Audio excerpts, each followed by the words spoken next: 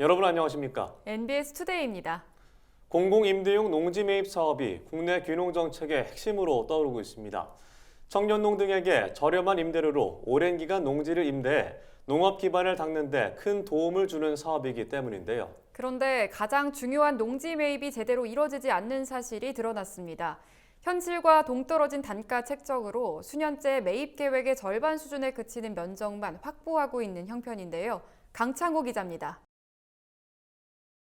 공공임대용 농지 매입 사업의 매입 실적이 계획 대비 저조한 것으로 나타났습니다. 국회 예산정책처는 최근 2020 회계연도 결산 분석 보고서를 발표해 이 같은 내용을 지적했습니다. 공공임대용 농지 매입 사업은 한국농어촌공사가 매입 비축한 농지를 청년 창업농 등에게 임대하는 사업입니다.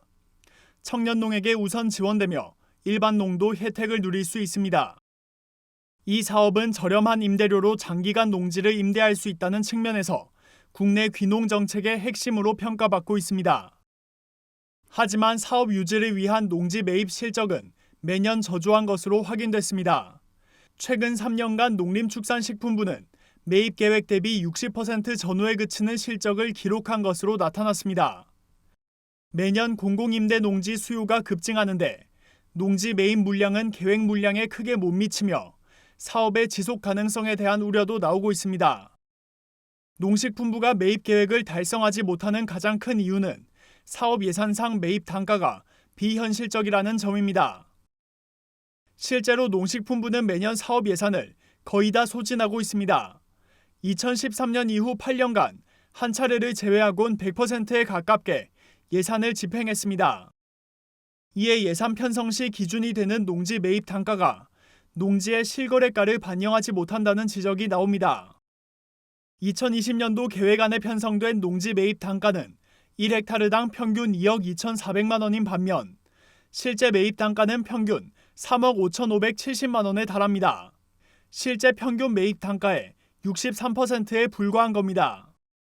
농식품부는 공공임대용 농지 매입 사업 예산 편성을 할 때 공시지가를 토대로 농지 매입 단가를 산정해 이 같은 문제가 발생했다고 설명했습니다. 그러며 내년도 예산에는 시장 가격을 반영한 매입 단가를 적용할 예정이라고 밝혔습니다.